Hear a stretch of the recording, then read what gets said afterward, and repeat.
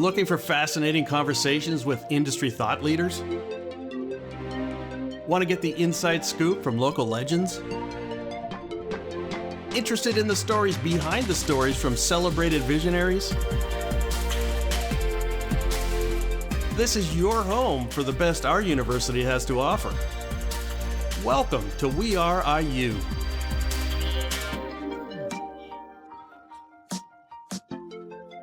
In the halls of our dorms and the common areas of our campuses, the next generation of industry is being built between classes and study sessions. We often think of innovation as something that happens in corporate boardrooms or Silicon Valley garages, but at Indiana University, the dorm room startup isn't just a cliche, it's a driving force of our economy. Today on the We Are IU podcast, we're diving into the grit, the late nights, and the breakthroughs of student-led ventures. I'm Dr. Blake Mathias from the Kelley School of Business, and I'm joined by two remarkable student entrepreneurs who are balancing the rigors of a degree with the demands of a growing business.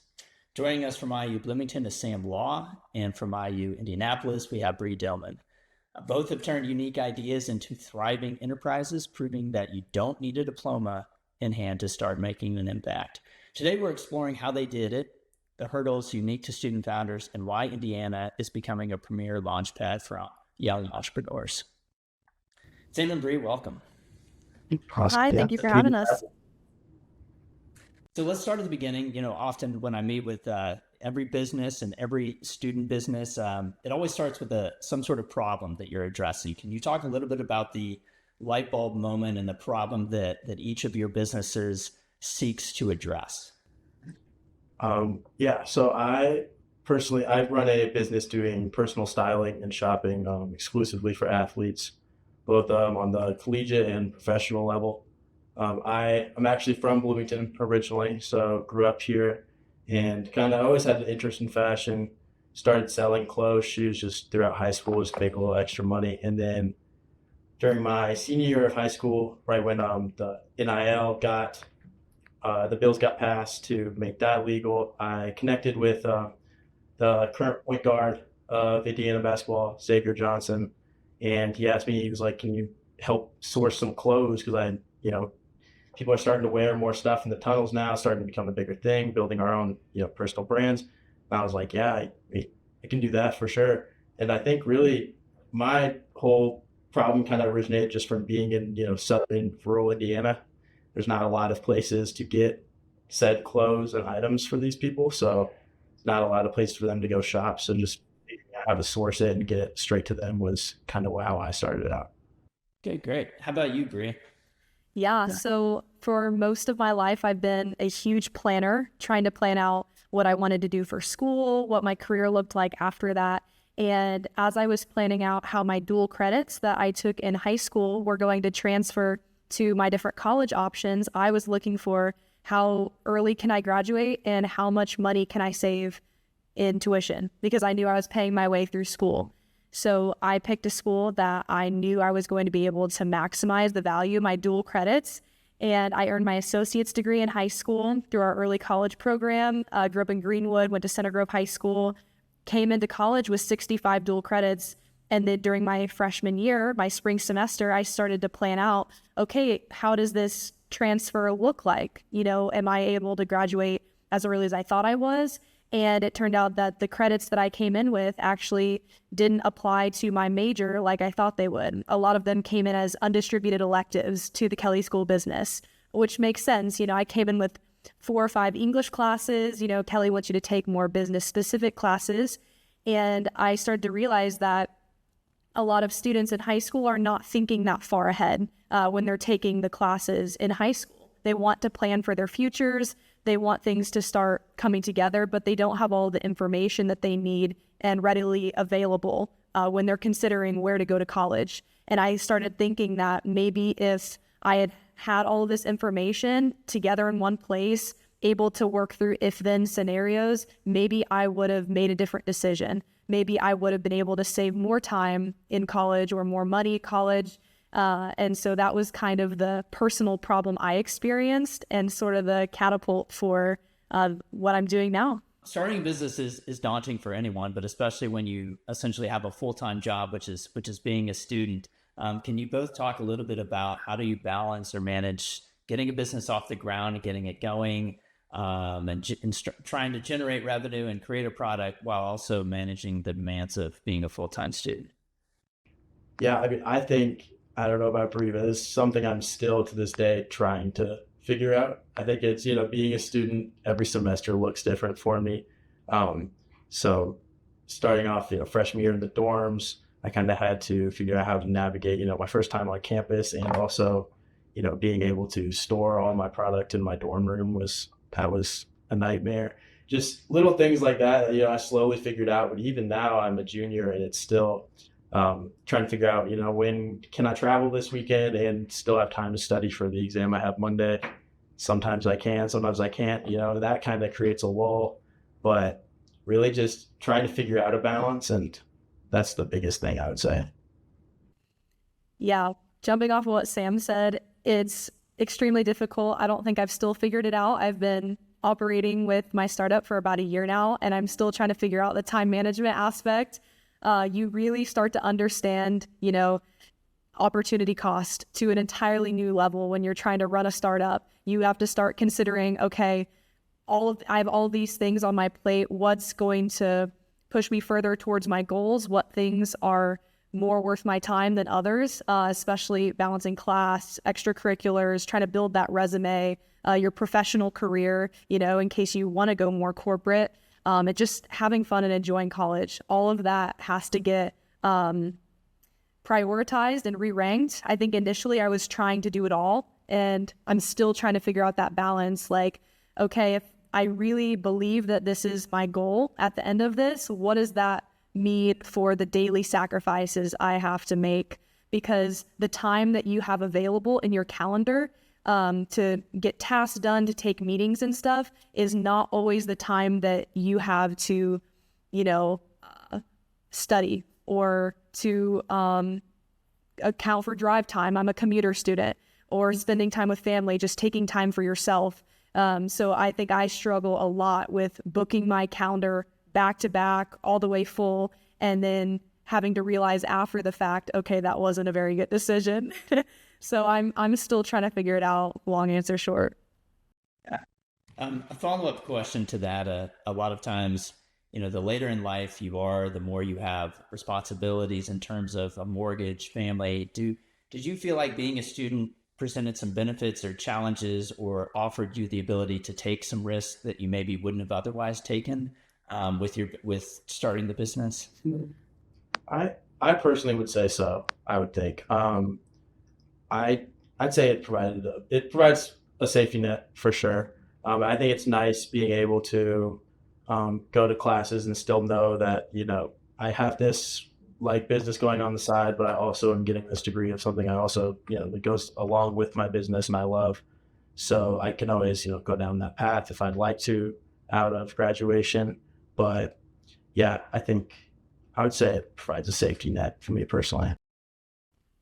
Yeah, absolutely. Because all the things that you're learning in class are going to help build that technical skill set for whatever you go out to do, whether that is a more corporate job or, working for somebody else, or if it's another entrepreneurial endeavor. But then you're taking the things that you're learning in class and putting them into practice, so that if you decide that entrepreneurship is like your ride or die, that's what you're going to do for the rest of your life, like you're already practicing that skill set in a safer environment where you still have an option to go one way or the other. And then you sort of, you're just building up that skill set for strategy to make decisions in all sorts of areas of your life. So to me, it feels like a really safe environment to practice that. I think it's also kind of hard to balance when you're acting as an entrepreneur, whether you present more of the student founder card, where it builds this credibility, like, oh, like I want to I trust you, I want to help you, how can I support you? But then also establishing professionalism, because this is what you care about, this is what you want to take beyond graduation. So kind of balancing both personas of I'm a working professional, but also I'm a student, so help me learn. But you get to do all of that under I'm just learning, I'm trying to get my degree. So building on that, IU has a massive network of mentors and resources, and often cited as the largest living alumni network. I just experienced that. I'm going to throw a quick shout out. I went 2 weeks ago to the South by Southwest conference and had the pleasure of a lot of our IU alumni there helping and serving as mentors for some of the student entrepreneurs that I took there. Can you talk a little bit about some of these mentors and resources that you've been given through your experience at IU on your specific campus? Yeah, I mean, I think IU does, like you said, IU does a great job of keeping alumni engaged with current students and also kind of, I don't know, just enticing them to be engaged with current students. Like a lot of the alumni I deal with, they are genuinely excited to hear you went to IU and it just like help you and hear your ideas. I'm currently a member of like the IU Innovate space here in Bloomington. That's been a huge help for me. They connect you to a lot of different resources, but really just being able to network within the alumni space. I know I did a lot of work this year with Connor Hitchcock from Home Field, who I think was on another podcast with you guys. You know, that's a great person to know, and you know, he's a great example of somebody who he loves IU, he loves the current students at IU, and he just wants to help. And I think that's something very special about this school. Yeah, so when I was looking about where to go to school, I was looking for, quality education. Obviously, cost was really important to me because I knew I was going to be paying my way through school. But I also know my personality, I'm very much relationship oriented. I knew that I wanted to ask my professors a lot of questions. I knew that I wanted to be in a smaller environment. And I really looked at going to IU Bloomington, but I was scared that I was not going to take advantage of getting access to all of those just amazing professors that are there because there's so many students. So when I came to Indianapolis, I was really pleasantly surprised to find that the professors, even though they have a wealth of real world experience working in companies and startups, some of them are entrepreneurs, and to have all of them working maybe part-time jobs, but then coming in to teach a class just because that's what they love to do. And so I've been able to work with them a lot more personally, email them after hours, ask them questions. And as far as other on-campus resources, the push to explore this problem space was actually from IU Innovates. They started a founders group the spring semester of my freshman year when I was diving all into planning out my graduation timeline. And they were the ones that encouraged me to explore the problem because I didn't have a startup idea. I was just frustrated with what I was experiencing. And so I show up to a group and there's about 10 people sharing ideas that they have, what they're working on, if they have businesses. And so I show up and they're like, hey, if you're experiencing this problem, there's a good chance others are too. Why don't you dive into what this looks like? So I didn't come in expecting to have a startup. And then I just kept working on it every week. I'd set a goal and I'd get things done and come back with more to share, more to do. And they were the ones who encouraged me to enter into the IU Innovates pitch competition in Indy called Jackstart. So IU Innovates just has a really special place in my heart. And it's the reason that my startup Elevate Ed exists. And I'm now a community manager here at IU Innovates to help other founders, create a space for other founders to have the same experience that I did, coming in with no clue what they're doing and to just see that growth. So spaces like IU Innovates and then the professors on campus, the Kelly Indianapolis Career Services, they've all been incredible in just throwing resources at me, sometimes more than I know what to do with at the time. But the overwhelming support has really encouraged me to do something I never thought that I would ever be able to do. I think that if it wasn't for all these people around me, I wouldn't still be going and pursuing this. Initially, it was definitely I want to be part of the club. Everybody thinks this is so exciting. I want to be a part of it. Why are they so excited about it? And it's really turned into something that I'm passionate about. So great.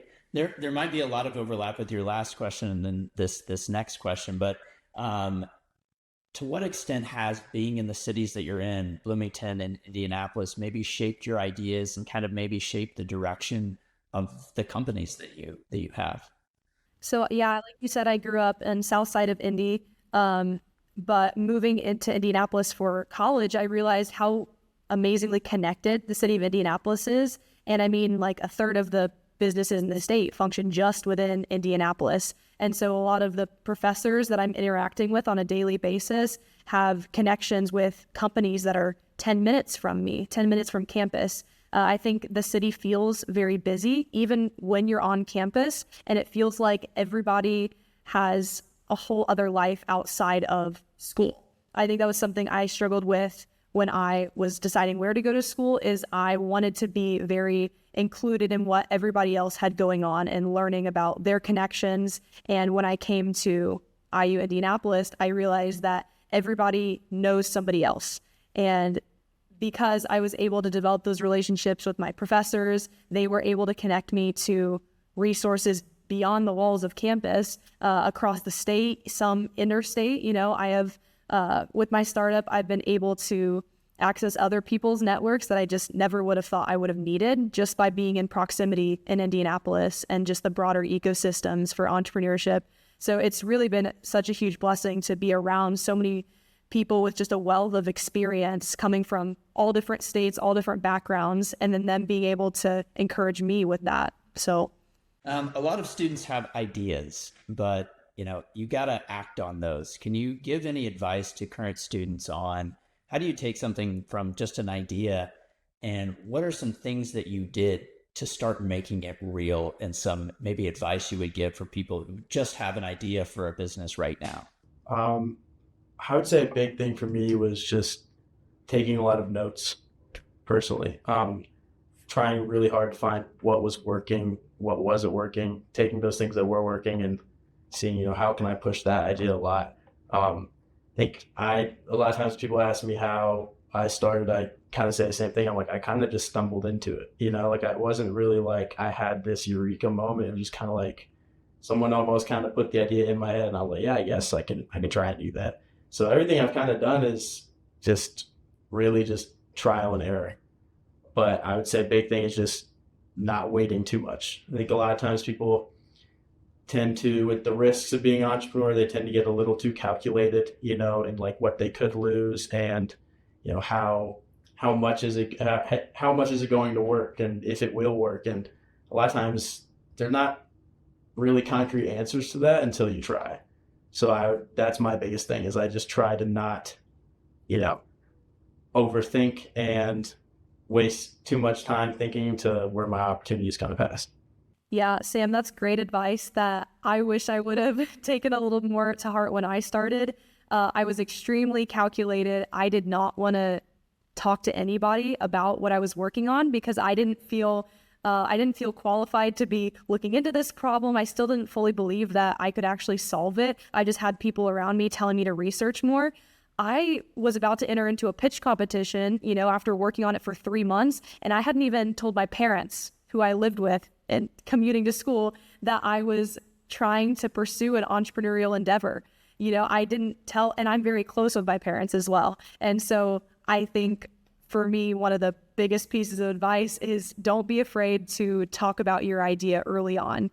Don't be afraid to brainstorm with other people, even if you think it sounds stupid, because it's not stupid. And people are going to help you discover that, just that critical thinking process of being an entrepreneur. Like, I didn't actually feel comfortable to call myself an entrepreneur until probably 7 months into working on the problem. And I really just felt like I had a really well thought out idea. And then I had to go and try and learn how to communicate months of research and work on my own and communicate that to people in 5 minutes for a pitch. But if I would have started talking out loud about it in the beginning, I think that I would have been much better equipped to get in front of people and share what I'd been working on, and just developing that speaking skills. Definitely getting out and talking about your idea earlier. Great. Thank you. Thank you both. One of the questions I have is, and you alluded to it both before, about the challenges and balancing being a student and also starting a business, but what's one of the biggest sacrifices you've had to give up in maybe your personal lives or academic lives as you work on these businesses? What trade-offs have there been? Oh, the first one that comes to mind for me, I know Bree touched on it a little, is just sometimes working, I do kind of feel like, I lose out a little bit on the typical like IU Bloomington College experience, There's a lot of weekends where it's like I would like to stay here and do stuff with people, but I kind of got to travel. So like that's a big thing for me. And, being at IU Innovate sometimes way too late, when I could be out doing other stuff, I think that's the first thing that really comes to mind for me. But, it's all a balance. And I think I've also learned that, when you neglect doing those fun things for too long too, then the burnout starts. So it's really about finding that proper balance of making sure you're, getting your socialization in and you're hanging around people, but also, still put your head down and working. Yeah, I can speak to that too. There are weekends where I know that I've set a list of tasks to get done, and it'll stress me out more to go and do other things that I want to do and ignore them than if I were to just sit down and maybe miss out on some things. But just working through the stuff that I know is going to push my business forward, because whether you're either growing or you're declining, I think, and making a decision to like stay stagnant or to take things slower, I think is pushing you more towards the decline than anything. So even not making a decision is affecting your growth.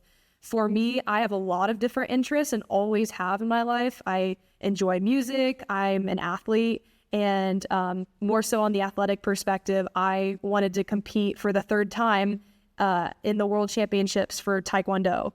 And as I was trying to figure that out, I realized that the training schedule needed to do that as an adult just was not going to cut it with the startup and with going to school, having an internship, commuting back and forth. So drive time is about like 35, 40 minutes for me. So I had to take a huge step back from Taekwondo and really focus on the stuff that I know I can only do really at this point in my life, or the stuff that is most impactful at this point in my life.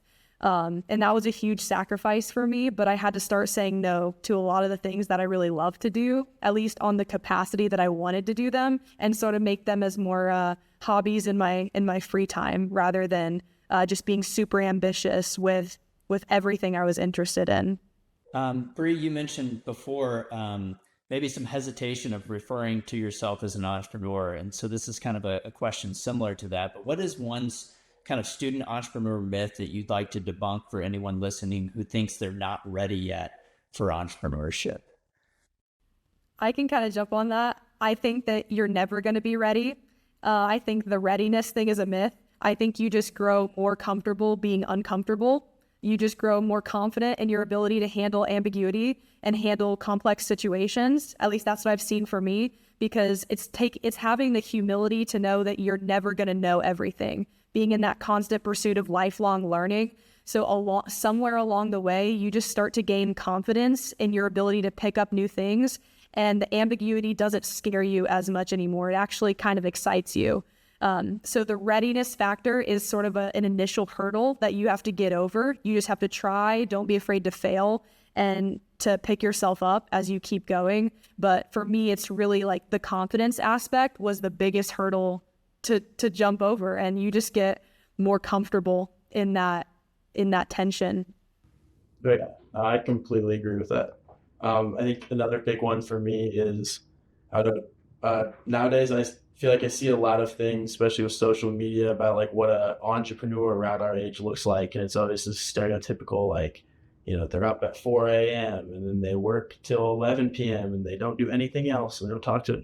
I think that's a big one for me. I think there's a lot of stuff like that that's gone out that kind of makes people automatically be like, oh, I don't have that in me, when the reality is like no one really does, So just knowing that it is possible to do the things you want to do and start a business without making, sacrificing everything. Like we talked about in the previous question, there are sacrifices, but definitely not as much as I think a lot of people would like to put out that there are.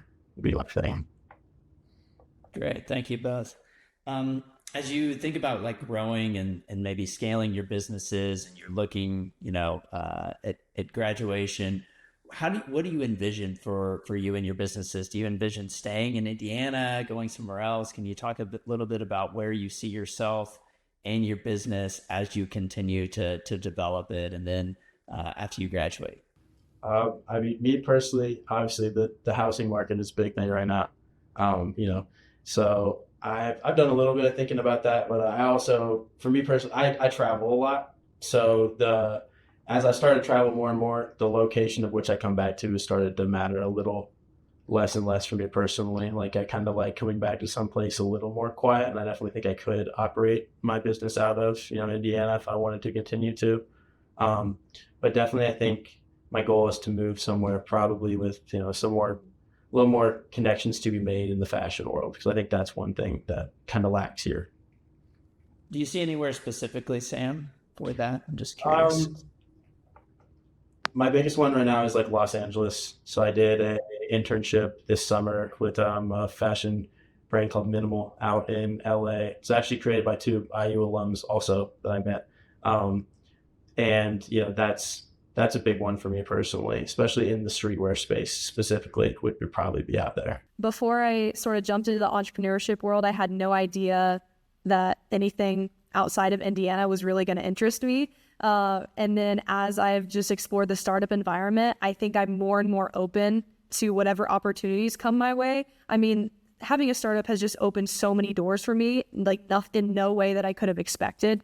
So I think I'm more open than ever to moving somewhere for the startup or moving somewhere else for a career. To be honest with you, I have no idea what that looks like. I would love to take my startup post-graduation, whether that's in a part-time capacity with another job, or if it gets successful in this last year of school, maybe taking it full-time. That would be incredible. In the ed tech space, it's notoriously slow-moving and a little bit unpredictable.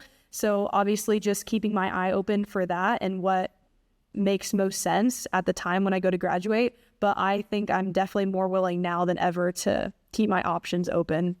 If you could go, if you both could go back to your freshman year and give yourself one piece of advice, particularly around like starting a business, what would that piece of advice be? I would tell myself to be less scared of asking questions. Like that's been a hard thing for me, asking questions to clients, because I don't want to appear unprofessional.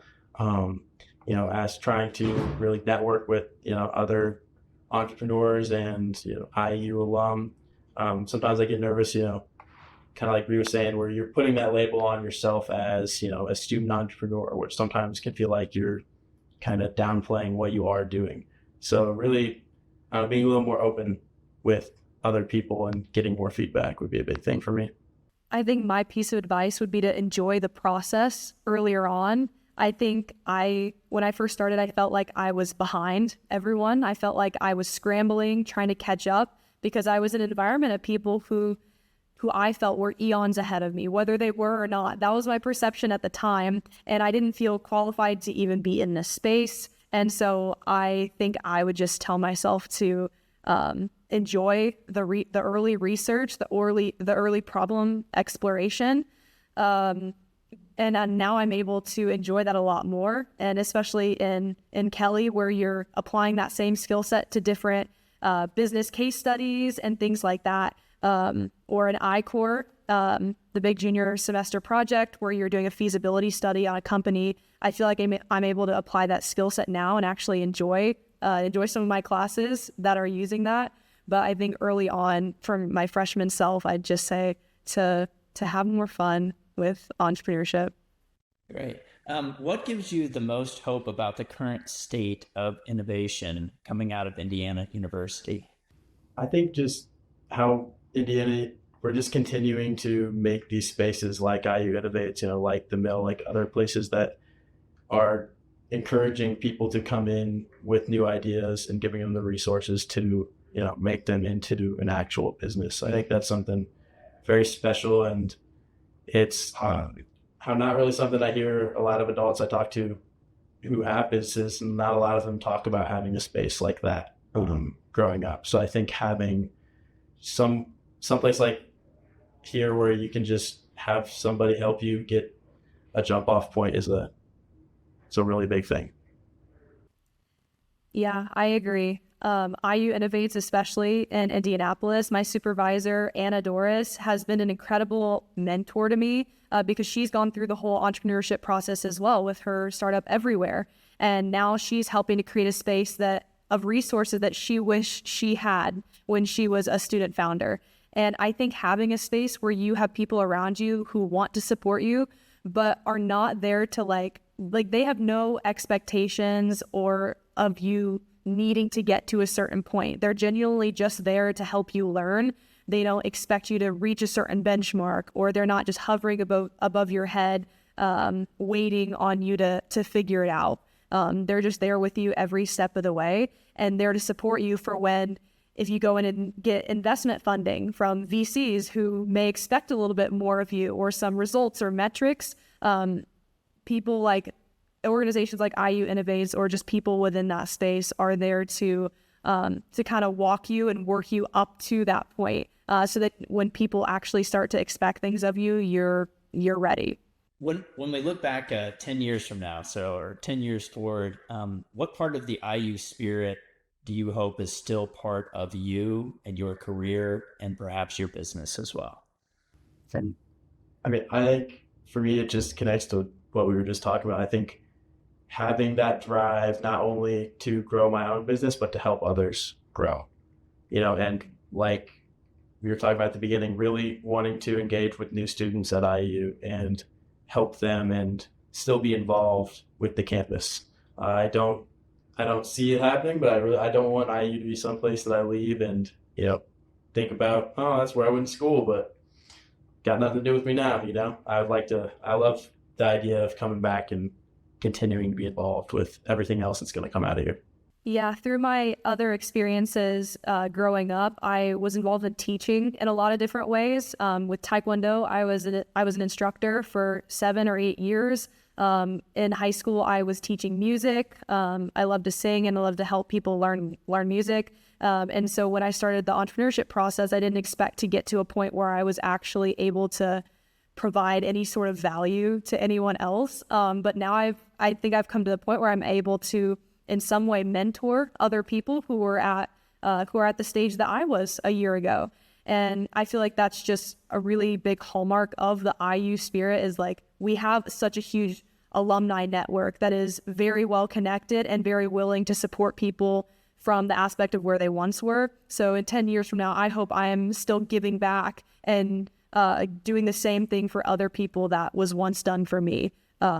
And just able to give out my number, give out my email, my LinkedIn to as many people as possible, so that like I never want to forget like where I came from either, no matter how far down the line it is. So the journey from student to CEO isn't a straight line, but as we've heard today from Sam and Bree, the path is paved with resilience and a unique Hoosier drive.